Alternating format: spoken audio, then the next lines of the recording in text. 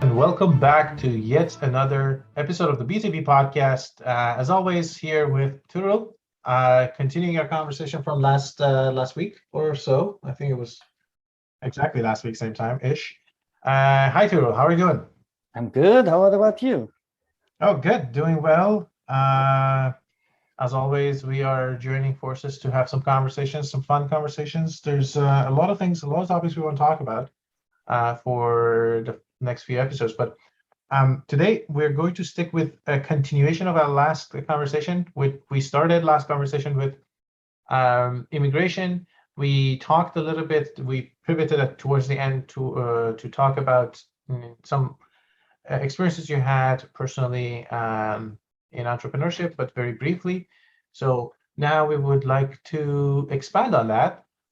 So first of all, we are in a country that has pretty good opportunities to be an entrepreneur, supports you in terms of the regulation, in terms of the support system, incubators and such. Of course, and nobody doubts that one of the top countries would be the United States, but we are also in a not so bad of a country in that department.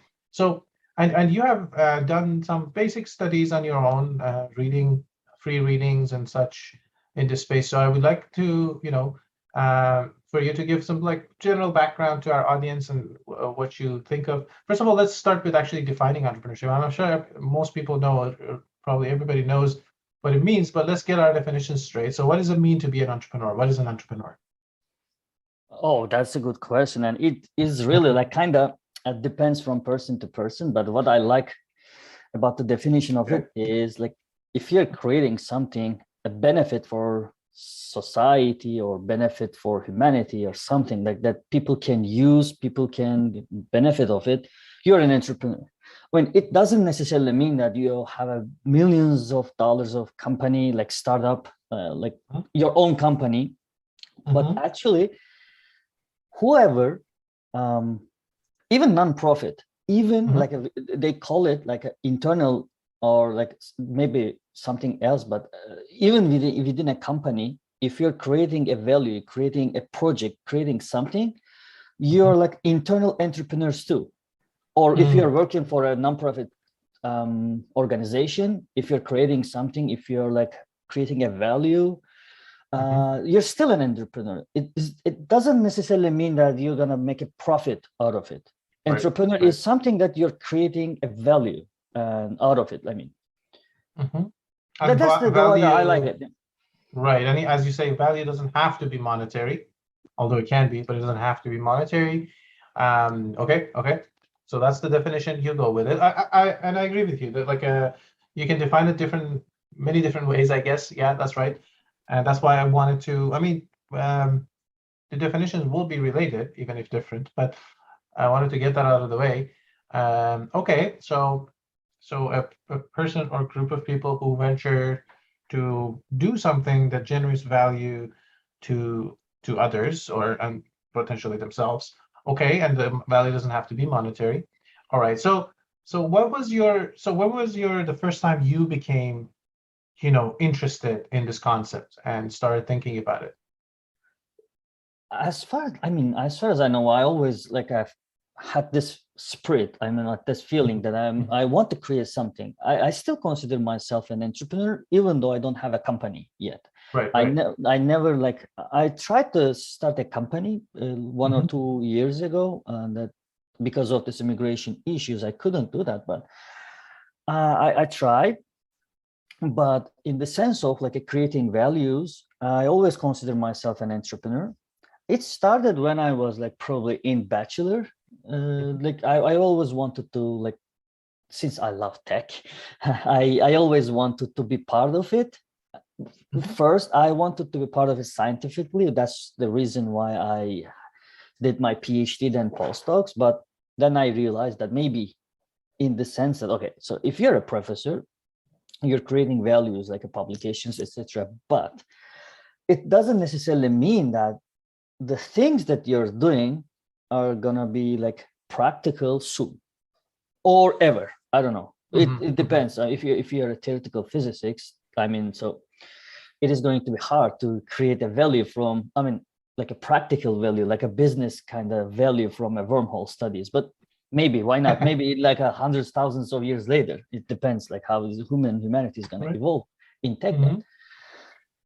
Yeah, I had this feeling of, apart from my physics, a scientific interest, I always wanted to create a value. So it started with that. I had some attempts back in Turkey. So like I wanted to create a company focusing on solar cells, renewable energies, but I couldn't get any funding from anywhere. So yeah, I think as long as you feel you want to create something from scratch, it means that you have not 100% all the spirit for the entrepreneurship, but you have it at some point, like at some level, you have it partially, or if you want to do this for whole of your life, like professionally, of course you have the 100% entrepreneurship spirit, because it requires risk-taking skills too. For example, okay, of course, maybe you want to create values, but you're kind of like, okay, but if I lose my savings, what if I fail? What if I do something wrong and I lost like something? So if you are not like a risk taker, if you don't like taking risks, yeah, you can consider yourself still entrepreneur, but partially. I mean, you have to take risks. You have to be courageous. I mean, you have to. This is kind of, I don't like to say it like a gamble, because it's not exactly a gamble. It's not something totally random. There are things that can be randomish based on for example, like you have an idea and it has to be the right time. This is kind of like, you can't control it. It is what it is. Like, I mean, you have to be there at the right time, at the right place. So this kind of stuff, like this being lucky, is still like you cannot ignore it. But I mean, if you have this creativity skills and also you like to take risks, you're okay with that, then you have to go for it, probably. Yeah, no, that makes sense. I think I agree with you, because there's risk taking. There's lots in your control, but there's also lots out of your control. That's true probably with anything in life, but this area specifically more, because inherently you're trying to venture in an area that has not existed, or if you're replicating somebody else, then you're just competing against them. Okay, at least it's an industry that is tested, but then the barrier to entry might be high, in that others have set their foot straight. Like, imagine if you want to be now a new Google. Good luck. You have to offer something new, or probably not going to happen, right? So for that reason, I think there's so many forces working against you, or out of your control, if not against you. So yeah, I agree with you. There's definitely inherently some risk. So you have to have some appetite for risk. You have to be a little bit adventurous. Actually, this is why this became an extension of our previous conversation on immigration, because we basically said the same things about immigration, because you're stepping into the unknown. You're giving up a lot of things, a lot of comfort, a lot of support structure that is there, right? And same thing with being an employee. Okay, it's not terrible. You have a support structure, you have benefits, you have salary, you know where your next meal comes from, where it's going to be paid from. Now you can do that partially with entrepreneurship, of course, but then inherently it means that you're trying to build something and convince others this is something that generates value for them, to get them to adopt. Now, typically for monetary gains for you. It doesn't have to be, as we said, but typically it is, right? So yeah, I agree with you. I think there's that. There's the risk-taking aptitude. But then I want to ask you, what else do you think it takes for one to be an entrepreneur, trying to start, except for risk-taking?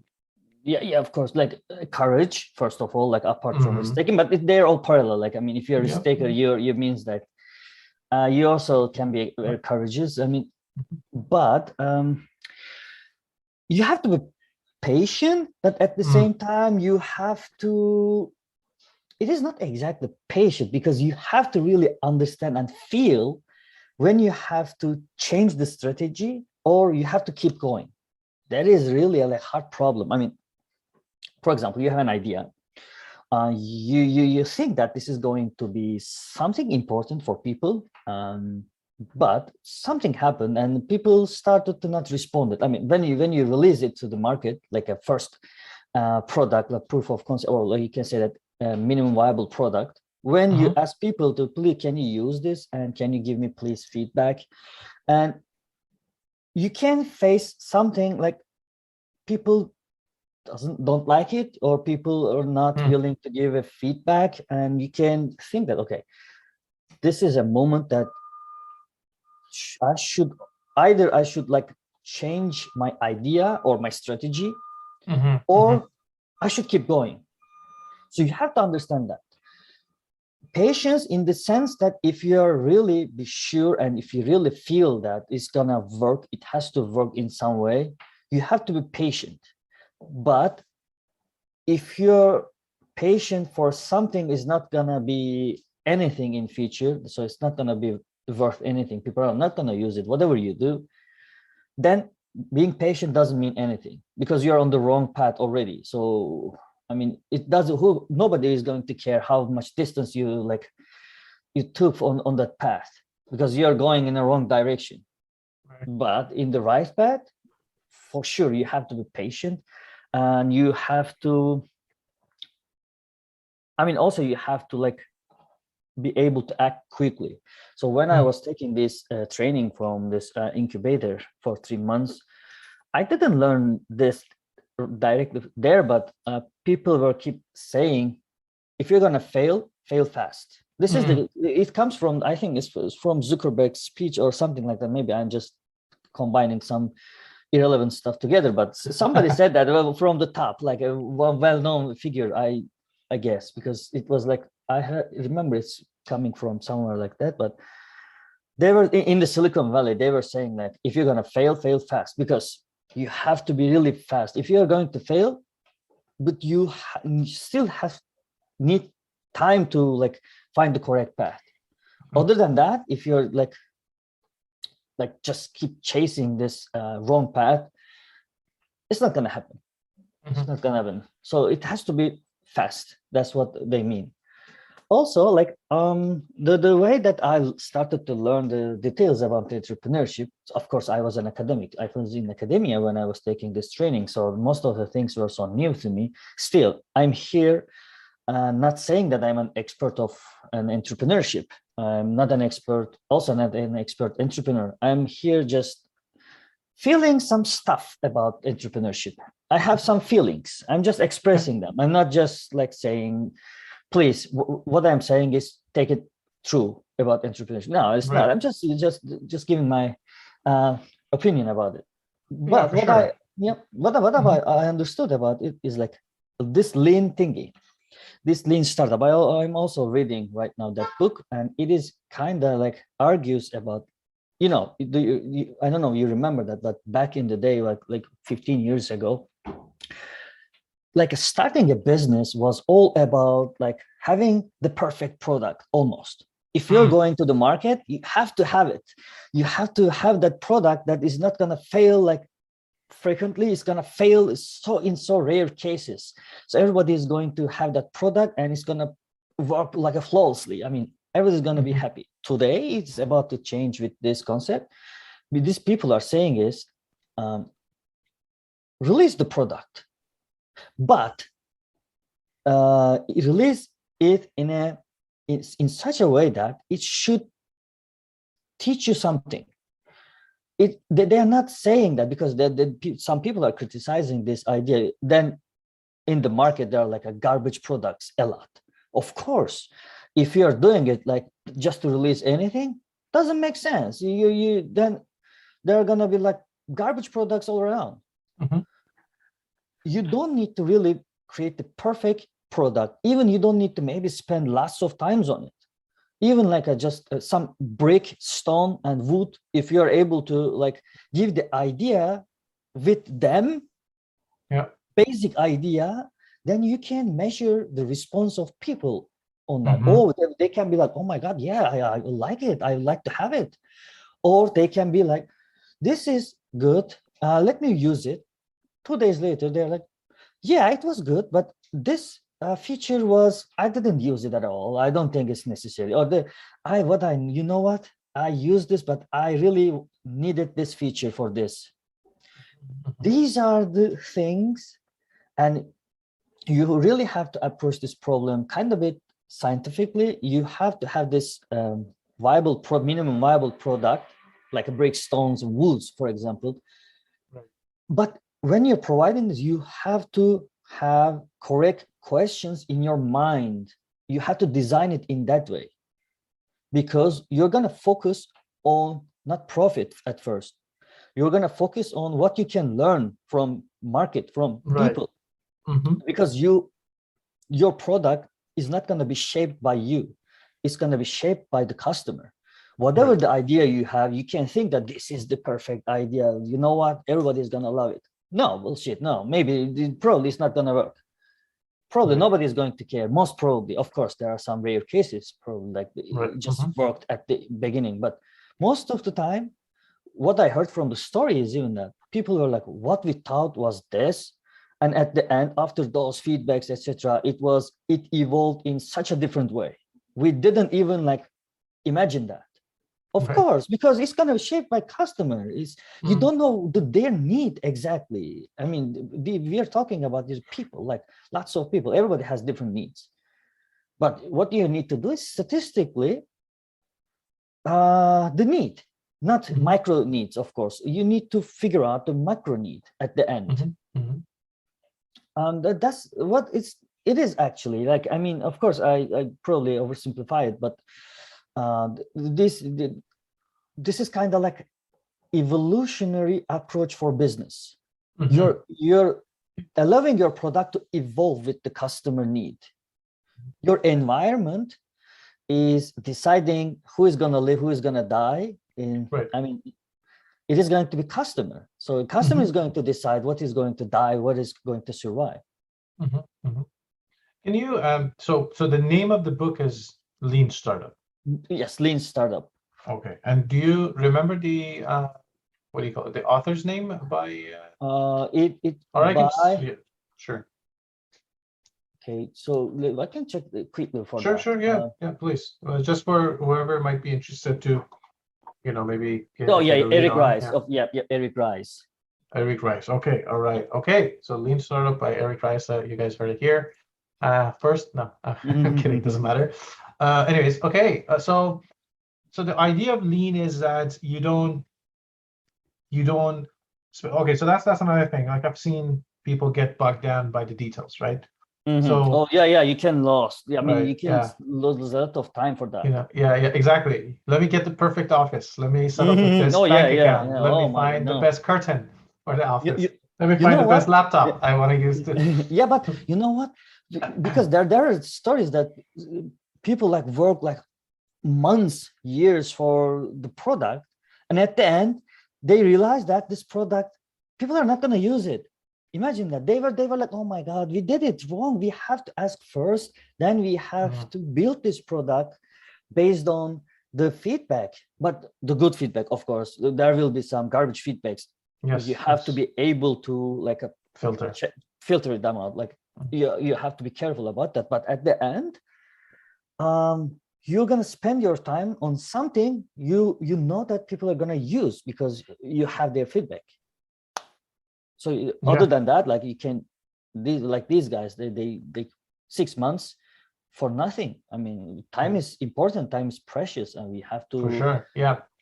And then you don't want to get on the right idea too late either. You might have a generally right idea, but then narrow down as you said, what the features are. If somebody beats you to it, then you're too late. It's not like you have infinite amount of time in a competitive market. Right. So that's fair. So that's where I guess the lean comes from. Of course, for you to probably understand the lean part, you need to read the whole book. We're just simplifying it. I haven't even read the book. You at least have or are reading. I'm not sure which stage you're in. Yeah. You're still reading, right? Anyway, so you're still ahead of me. But anyways, okay. So we talked about what it takes to be an entrepreneur at a general level. We talked about some concepts in entrepreneurship. and of course there is different markets that you you know participate in, and different regulatory structures, different financial structures. Like a lot of times in North America in general, you end up raising capital through venture capitals, investors, and such. Sometimes you fund through smaller means. Sometimes you take loan from banks, for example. That's generally the pathways for raising money that it goes on in North America. Of course, different parts of the world might behave differently, but more or less will have similar structure. Now, so of course you have to have the idea, right?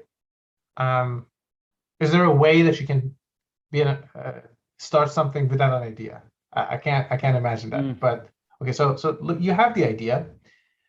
Now, so the first question is, do I have the right idea at the grand level, or don't I? Right? How would you able to answer? How do you think you would be able to answer that? Of course, you can ask close families and friends, but they're really probably not the best advisors, because they want to be your cheerleaders. Typically, they may give you not so objective. So how do you evaluate the general idea?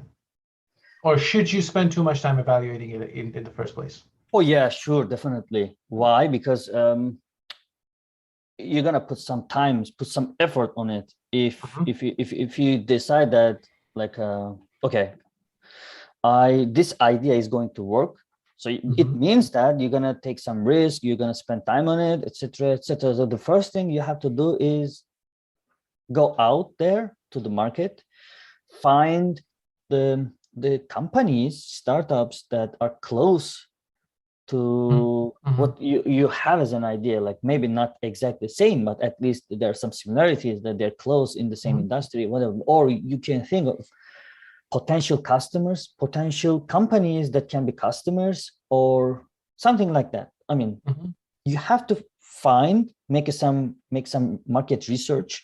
You have to contact people, CEOs, I don't know, like HR, maybe not HR, but sales, maybe, if you're planning to sell them something.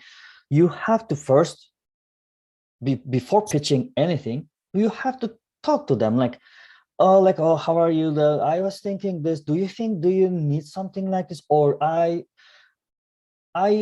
thinking this, and do you think in future this kind of service or this kind of product can help with you? This is important to be specific if it's possible, right? Because maybe they don't know it, maybe you figured that out, but you have to show it. I mean, okay, this, do you think you may need this, like, in this process, for example, this can make your life easier because of this. For example, it was how much time it take for you? They can say like 5 hours. Oh yeah, this can reduce it to, for example, 2 hours. Either you can first ask questions to find their need, to show them they need it, or the need is already there and you can discuss about it, but not in a pitching level. Not you're not there at first during the market research to sell something. Of course, you need to sell something, but first you need to contact as much as possible, like people as much as possible, ask questions, like a regular, like a podcast. Like, you have to, they're gonna ask you, you're gonna ask them, because at the end, if you not make them bored, if you're interested in the conversation, this is going to be a win-win if it goes in the correct, like in the correct path, because they're gonna, if they understand that they're gonna use it and this is going to be beneficial for them, it is going to be something good, because then you're gonna have some feedback. Maybe you can see the first you thought the need was this, but then they can say something that you may need to change a bit, modify it. I mean, what I'm trying to say here is, you have to go out there first. Go ask as much as possible. When I had this idea of microscope, like make the microscopy autonomous, like just automatic microscopies, I even found a couple of people from India, they're using microscopies. So we just chat. I mean, on LinkedIn, for example, I sent them messages, they sent me back.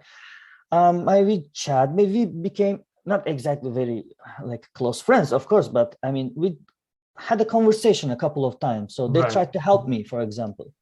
I had a company in Canada also. They showed some interest on this because they needed something like that. It didn't go well because we couldn't even start the business. But I mean, we had 2 or 3 meetings with CEO, CTO, the service people that they like really presented what they have there. So they even asked some questions. We need this, we need that. The questions they asked were totally different than the idea that we were like contacted them. Right. But you know what? That is more valuable because they need it. It is a need. My idea, I don't know it is a need. Now I know that there's a need from them. Right. Like, Right. I mean, this is, you have to go first. I mean, it is free. I mean, of course, not everybody is going to respond to you. Like Yeah, maybe of course, out of 100, like 10, 15, I don't know. It depends on your connection, like your network. But even one is going to be, can be very important for you. So yeah, you have to go out there and you have to ask. I mean, even though you don't have any idea, like, but you think that, for example, I didn't have a specific idea on creating optical computation accelerators. I was working in an optics laboratory 2 years ago in university or whatever. I knew it. There is now a big startup in United States called Light Matter. They are using optic to accelerate deep learning calculations, deep learning process. Really, this they designed it specifically for, of course, it's a very like a kind of niche for like a deep learning purpose. But you know what? It is a need actually. Right. If you're increasing the time that it takes for the training for some models in deep learning more than GPU, oh my God, you have something. And these guys are also like, what they're using is not electronics, it is optics. So it means that energy efficient also. You're not creating heat. Right. Yeah, it was hybrid. Of course, you're creating heat. So because you're kind of hybrid system, but not totally electronic system. You're still gaining something out of it, reducing at least the energy consumption, electricity consumption and energy release. So that's, yeah, I mean, this kind of stuff, of course, it can change, but yeah, the answer is you have to go out there first, of course. Right. Yeah, and I think so.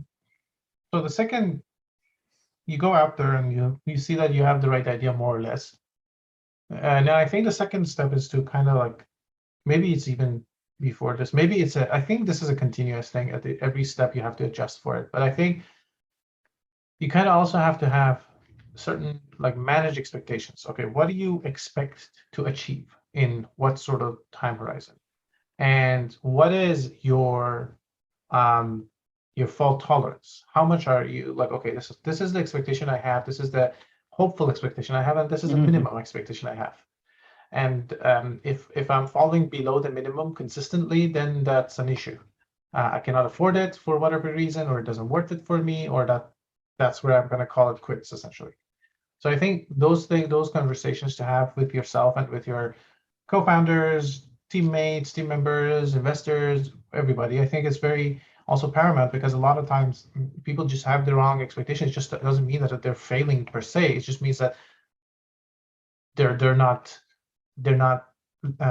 on par with a certain expectation that they created for themselves, or there's a miscommunication, and some potential people have different expectations. Let's say you got some investment, and then your investors have high expectations, and your expectations to yourself internally is slightly different. Then that miscommunication can cause problems when you're not able to deliver to the expectations of your investors. So I think expectation management and communications, of course, are paramount. And I think that's what I'm saying. It's continuous, because at each stage this thing may change, because your idea may get modified to a degree by going out there, talking to people.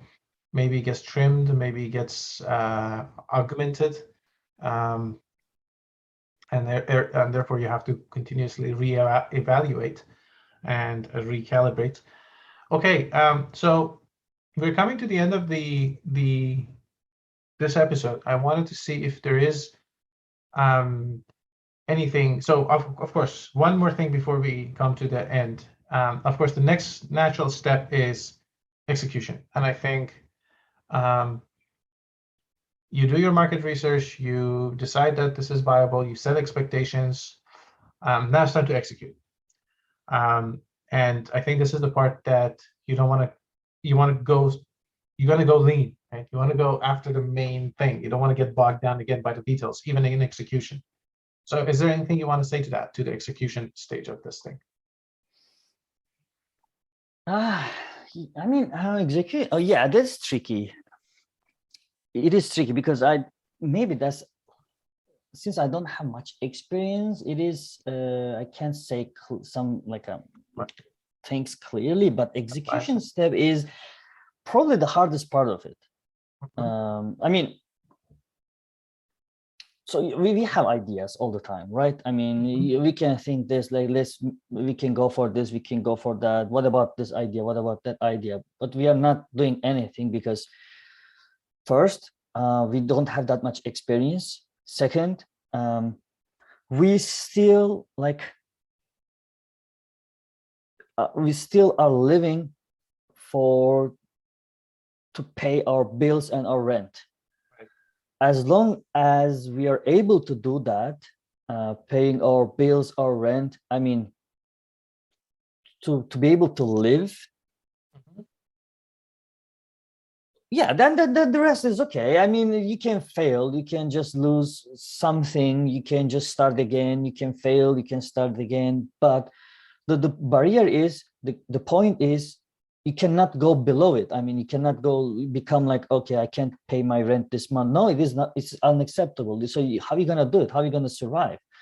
You need to eat, you need to be able to pay your bills, you, at least for example, internet, to be able to communicate with people on, like, for example, social media, right? Yes. I mean, these are like the basics.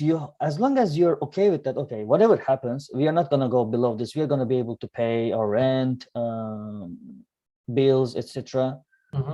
Then you can like try something, you can fail, because you're not gonna die at the end. You're gonna be able to eat and survive, and you're gonna find a shelter, like home, to be able to live, sleep. I think that's the basic, like a base level. Like you can't go below it.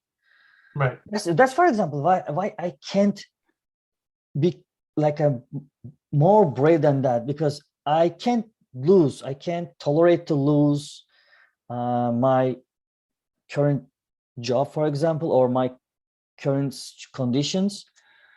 So because we don't have, okay, of course, like let's say that you like started a business, you raised a couple of millions, 10 million, let's say that an investor came and or a company acquired you and you just earned 10 million. Yeah, then I can start to, that's my dream. I mean, I really want to go there and invest money on tech. First of all, on my ideas, together with other people's ideas. I want to invest all of them, the ones that I think I like and I see potential for future. I think we can also, like, for the next episode, we can continue on discussing that, because there are like also things that we can discuss, probably like what kind of market or what kind of like areas that you would like to go and invest on, both time and money. So that's what I think. It, like, if we start something and if we like earn something out of it, then the rest can, of course you're going to fail some of them, but at the end you're going to make some contribution to the technology, sometimes science, because some companies, for example, the one that I gave you an example, like light matter, like optic computation, they're basically doing science there also. Xanadu, for example, the quantum computers, like they're developing optic quantum computers, that they are doing also science, they're publishing continuously. So today, I mean, the things are not, the science and tech are not like just coming up from the universities anymore. Companies are doing that too. That's why I really changed my idea from being a professor to become an entrepreneur or to dive into the industry. Right. But there are lots of things to invest on still. I mean, invest on not only time. Time is, we have it. I mean, that's what we have right now. But but in future, like we're gonna, as like this generation, as like technology lovers, like a scientific minded people, or like, I don't know, like whoever loves it, to increase or to improve people, improve humanity in this path. We're gonna do it. We have to do it, because we are living on a planet and we are planning to go other planets. And one day we are not gonna see that, of course, but the sun is going to explode, and this system, the solar system, is not gonna be habitable. I mean, so we have to go somewhere else. You never know. I mean, you have to do this now. You have to invest on this. I mean, for sure. No, I am with you. And actually, one of the next episodes we wanted to talk about space travel and such. So maybe we'll discuss about that there. Yep. No, I get. The time is now. It's always now. For sure. I agree with you. There's a lot of areas of interest in investments, which we also can talk about in the future episodes as well. Anything that maybe you wanted to talk about we didn't get to as of now? No, I think everything is okay. Of course, if there are like questions, if someone is listening to this and have questions, can always like comment on the podcast and ask questions that we can discuss. I'm not saying that we are gonna answer it because we are right. No, these are the questions that everybody is, as long as they're not convinced, everybody's right. I mean, if you're not convinced, it means that you're right with your idea, because I can't convince you. So we can discuss, of course. What I don't know, like there are lots of things to discuss, of course. Some can criticize me, by the way.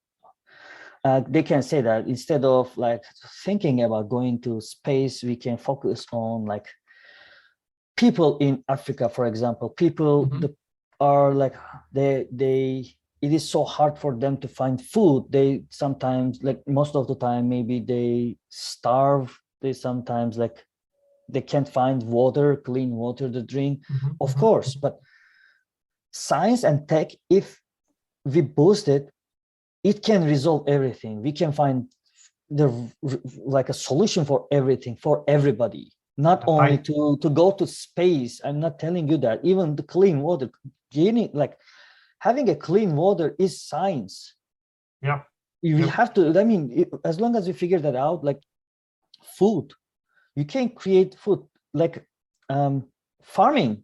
It is also science. Okay, it is something old, but we know it. It's everything is science, technology. If you know how to do it, you can go there and you can do it. Maybe you can do it free. Why not?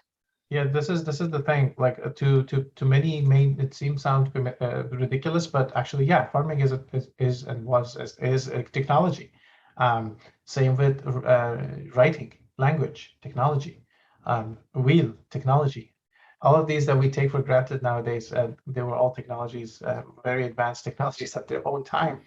For sure. Okay. Yeah. No, I agree, and I really like the point you made about comments. But yeah, for sure, if there is something you want us to discuss further on this topic or any topic for that matter, please do leave your comments. And as Tugrul said, it doesn't mean that we are right and we have the answer, but it means that we can spark a conversation and you can take that thought, go discuss it with your friends and family, or in your own podcast, and yeah, let us know. Either way, we will welcome your suggestions, criticisms, thoughts into the comment section for sure. Okay, thank you, Tugrul, for today's conversation too. It was very interesting. I really enjoyed it. And yeah, So we'll talk more. We'll talk more on future episodes. But until that time, thanks again, Tugrul. Thank you. Happy Friday. Have a great weekend. You too. And thank you. We're recording as of Friday. When this episode will be out, might not be Friday for you guys, but I'm sorry if it's Monday. That would be worse. Happy Monday. Anyways, thank you, everybody. Thanks for tuning in, and I'll hope to see you on the next episode. Take care.